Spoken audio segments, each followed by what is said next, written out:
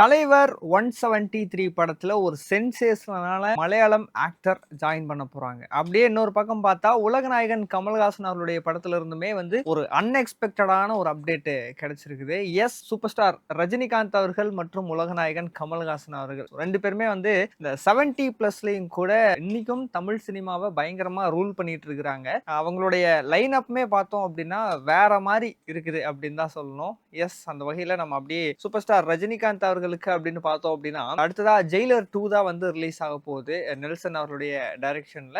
So அதுக்கு அடுத்தது பார்த்தோம் அப்படின்னா தலைவர் 173, அதாவது அந்த படத்தை டான் படத்துடைய டைரக்டர் சிபி சக்கரவர்த்தி அவர்கள் தான் டைரக்ட் பண்ண போறாரு. அந்த படத்துல தான் ஒரு சென்சேஷனலான மலையாளம் ஆக்டர் பசில் ஜோசப் அவர்கள் ஜாயின் பண்ண போறாரு அப்படிங்கிற மாதிரி தகவல்கள் வெளியா இருக்குது. அதுலயும் குறிப்பா சொல்லணும் அப்படின்னா பசில் ஜோசப் அவர்கள் ரஜினிகாந்த் அவருடைய பையன் கேரக்டர் நடிக்க போறாரு அப்படிங்கிற மாதிரி எல்லாம் சொல்லப்படுது. ஸோ பசில் ஜோசப் எப்படிப்பட்ட ஒரு பெர்ஃபார்மர் அப்படிங்கிறது நம்ம எல்லாருக்குமே தெரியும். ஸோ அப்படி இருக்கும்போது ரஜினிகாந்த் அவர்களுக்கு பையனா நடிக்கிறாரு அப்படின்னா அது இன்னும் வேற ஒரு மாதிரி இருக்கும் அப்படின்னு தான் சொல்லணும். அதே மாதிரி பிரியங்கா மோகன் அவர்களுமே இந்த படத்துல ஆன்போர்ட் ஆக போறாங்க, ஒரு முக்கியமான ரோல் நடிக்க போறாங்க அப்படிங்கிற மாதிரிலாம் சொல்லப்பட்டுக்கிட்டு இருக்குது. ஸோ இந்த தலைவர் 173 படத்தை பொறுத்த வரைக்கும் வர ஏப்ரல் மிட்ல ஷூட் ஆரம்பிக்க போகுது அப்படிங்கறத ரீசெண்டா இந்த படத்துடைய டைரக்டர் சிபி சக்கரவர்த்தி அவர்களே ஒரு பிரஸ் மீட்ல சொல்லியிருந்தாரு. ஸோ இந்த தலைவர் 173 படத்தை பொறுத்த வரைக்கும் இதுல மாஸ், ஆக்ஷன், ஃபன்னு, எமோஷன் அப்படின்னு எல்லாம் கலந்து ஒரு பக்கா என்டர்டெய்னர் ஃபில்மா இருக்கும் அப்படின்னு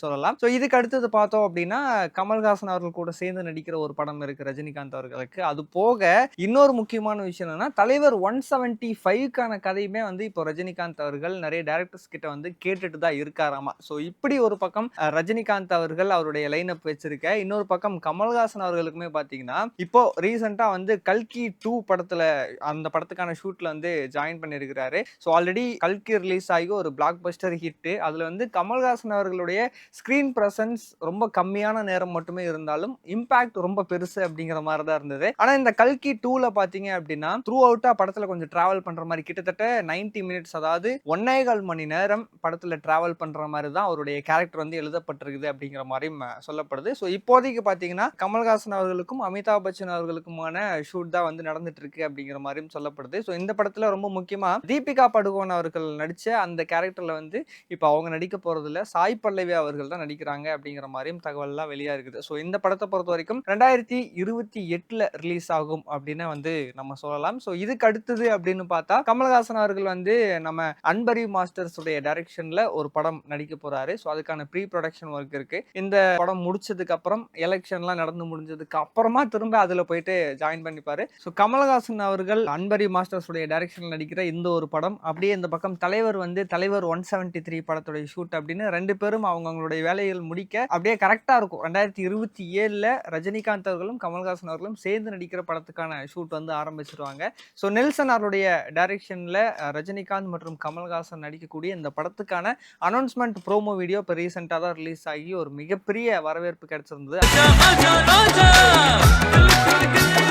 அதுலயும் அனிருத் அவர்களுடைய மியூசிக் ஒரு பக்கா வைப் மெட்டீரியல் அப்படின்னு தான் சொல்லணும்.